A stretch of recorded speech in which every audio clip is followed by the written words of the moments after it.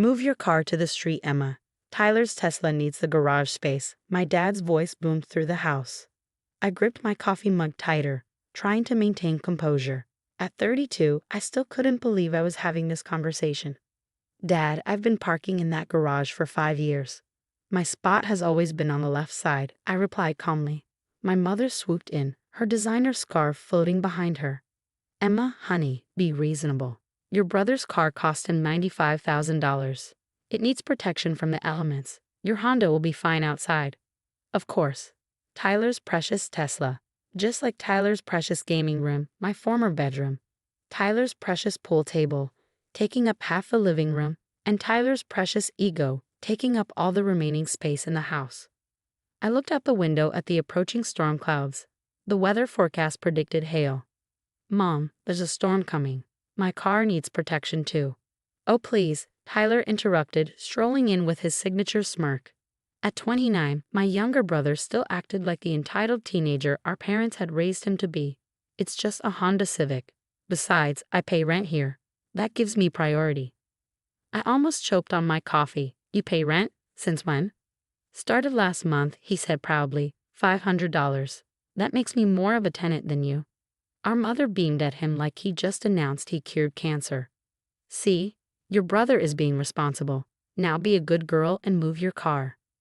I set my mug down slowly, years of frustration bubbling beneath my calm exterior.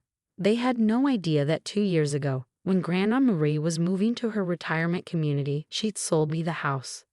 She knew how our parents favored Tyler, how they'd given him everything while expecting me to be the understanding one. I've been paying the property taxes, I said quietly, and the insurance, and the maintenance. Well, that's different, Dad waved dismissively. That's just helping out. Tyler's actually paying rent. I stood up, walking to my home office, the converted pantry they generously allowed me to use while Tyler took over my childhood bedroom. Opening my desk drawer, I pulled out a folder I'd been saving for the right moment. You know what? I said, returning to the kitchen. You're right, paying tenants should get priority. I slid the property deed across the counter. So as the owner of this house, I think I'll keep my garage spot. The silence that followed was deafening. Mom grabbed the deed, her perfectly manicured nails trembling as she read. Dad's face turned an interesting shade of purple. Tyler just stood there, mouth opening and closing like a confused fish. This has to be a mistake, Mom stuttered. Randall would never. Grandma sold me the house 2 years ago, I said calmly. She knew I'd been saving up. She gave me a fair price, and I've been managing it ever since. I just never saw the need to mention it since everyone was so comfortable with the existing arrangements. But, Dad sputtered, why didn't you tell us? I smiled, remembering all the times they dismissed my achievements, minimized my contributions, and prioritized Tyler's whims. I guess I was just being a good girl and not making waves. But now that we're talking about tenant rights. The storm outside was getting closer, thunder rumbling ominously. It felt appropriate somehow. You can't do this, Tyler protested. This is our family home. No, I corrected him, it's my home. And we need to have a serious discussion about new rental agreements. But first, I picked up my car keys. I need to make sure my car is safely parked in my garage. The forecast mentions hail. The next morning, I woke up to chaos. The hailstorm had been brutal, leaving visible dents across Tyler's precious Tesla. He stood in the driveway, practically in tears, while our parents tried to console him. This is your fault, he shouted when he saw me. If you hadn't been so selfish about the garage. I sipped my coffee, watching from the porch. You know, as your landlord, I should mention that tenants are responsible for their own vehicle protection. Landlord? Mom's voice was sharp. Emma, stop this nonsense right now. This is your family. Exactly, I replied. Which is why I've spent 2 years quietly paying all the bills, maintaining the property, and never complaining when you gave Tyler my room, my garage space, and basically every other corner of my house. Dad stepped forward, adopting his reasonable tone, the one he always used when trying to manipulate situations. Princess, let's discuss this rationally. Your grandmother clearly didn't understand what she was doing. I have the sales contract, Dad, and Grandma's lawyer as a witness. She knew exactly what she was doing. I pulled out my phone, showing them the text from Grandma from 2 years ago. They'll never appreciate you until you stand up for yourself, sweetheart. Make me proud. Tyler, still frantically examining his car's dents, spun around. This is bull. I've been paying rent. $500 a month for a 5-bedroom house in this neighborhood. I laughed. That wouldn't even cover the property taxes. Want to know what market rate is for a room here? Mom's face paled. She knew exactly what rentals cost in our upscale area. You wouldn't. $2,000 a month is the going rate, I said calmly, plus utilities. That's what other homeowners charge in this neighborhood. I've done my research. 2,000, Tyler sputtered. That's insane. I can't afford that. Then maybe it's time to find your own place, I suggested. I hear there are some nice apartments across town with covered parking. Dad tried a different approach. Emma, honey, you're not really going to charge your own brother market rate, are you? After all we've done for you. That was rich. After all they've done for me, like constantly diminishing my achievements or turning my childhood home into Tyler's personal playground. You're right, Dad. Family is important. So let's talk about how for the past 2 years I've been subsidizing everyone's living expenses. The new water heater last summer, the roof repairs in spring, the property taxes that somehow never got mentioned when you were praising Tyler's measly $500. Mom at least had the grace to look embarrassed. She'd always known about these expenses. She'd just chosen to ignore them, like she ignored anything that didn't fit her perfect family narrative. I've drawn up new rental agreements. I continued pulling papers from my bag. You all have 3 options: pay market rate, find new accommodations, or we can sit down like actual family and have an honest discussion about respect, boundaries, and fair treatment. This is ridiculous, Tyler snapped. Mom, Dad, tell her she can't do this. But our parents were quietly reading the rental agreements, reality finally sinking in. The property laws were on my side, and they knew it. 2 weeks, I said firmly. That's how long you have to decide. In the meantime, Tyler, your Tesla might fit under the carport I had installed on the east side of the house. You know, the one you all called a waste of money last month. As I turned to head inside, Mom caught my arm. Why didn't you ever say anything? About buying the house, about all the expenses. I looked at her, really looked at her, seeing the moment she finally began to understand. Would you have listened, Mom? When have any of you ever really listened to me? The silence that followed spoke volumes. Behind us, Tyler was still ranting about his car. But for the first time, our parents weren't rushing to soothe him. Instead, they were looking at me like they'd never seen me before. I'll be in my office, I said. The real one upstairs, not the pantry. I think it's time I took back my old room.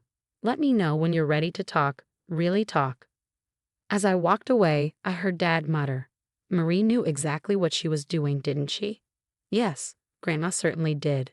And finally, so did I. The next 2 weeks brought changes nobody saw coming. Tyler, faced with the reality of market rate rent, launched into what Mom called his adjustment period. A nicer term for constant tantrums.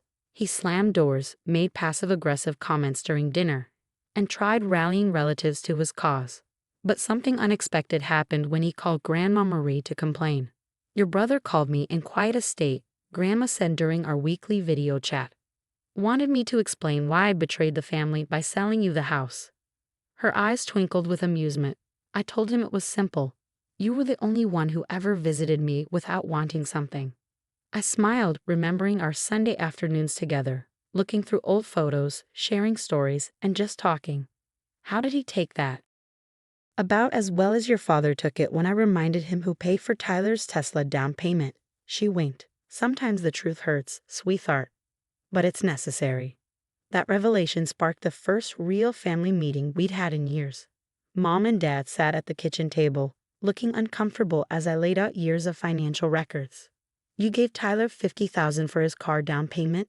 I asked Dad, while telling me I needed to learn financial responsibility when I asked for help with my student loans. Mom fidgeted with her coffee cup. We just wanted to support his ambitions. And my ambitions didn't matter. My degree, my career, my contributions to this house. None of that counted as ambition. We thought you were doing fine on your own, Dad admitted. You never seemed to need help. Because you never offered it, I said quietly. You never even asked. The silence that followed was heavy with realization. Outside, I could hear Tyler moving boxes. He'd finally found an apartment across town. We've been terrible parents, haven't we? Mom's voice cracked. Not just about the house, about everything. Dad reached across the table, taking my hand. I keep thinking about all the times you achieved something amazing. Your promotion last year, your community service award, even buying this house, and we barely acknowledged it. But Tyler gets a new job, and we throw a party. Do you know why Grandma sold me the house? I asked. They shook their heads. She said someone needed to see my worth, even if it wasn't my own family. She knew I'd take care of the place, honor its history, make it a real home. Mom wiped away tears. She was right. Look at everything you've done here. The repairs, the improvements, even that carport we criticized. You've taken better care of this house than we ever did. I'd like to take better care of our family too, I said. But things need to change. A week later, we had a different kind of family dinner. Tyler came, having moved into his new apartment and experienced his first taste of real independence. He was quieter now, more thoughtful. My landlord wants first and last month's rent, plus security deposit, he mentioned, pushing his food around. And the covered parking is extra. Welcome to the real world, I said, but without malice. How's the job hunting going? I have an interview tomorrow. Not as prestigious as my last job, but, he paused, it's a start. Mom and Dad stayed in the house. We worked out a reasonable rent that covered their share of expenses. More importantly, we established boundaries. My old room became my home office, the garage remained mine, and family decisions became actual discussions rather than assumptions. You know what's weird? Tyler said one Sunday afternoon, months later, he'd stopped by to help me install new garage shelving. His idea, surprisingly. I hated you at first when you showed us that deed. But now, I think I needed this. I handed him a wrench. Needed what? Reality. Consequences. Growing up, he shrugged. My apartment's tiny and my car's still dented. But I'm figuring things out. On my own, for once. Grandma Mary came to visit that Christmas. She looked around at the changes, not just in the house, but in us. Tyler, more mature and actually contributing to conversations rather than dominating them. Mom and Dad finally seeing me as an adult with achievements worth celebrating. And me, no longer the silent daughter who took everything without complaint. Well done, sweetheart, she whispered, hugging me tight. Sometimes love means standing your ground. Looking around at my family that evening, really looking at them, I saw what standing my ground had achieved.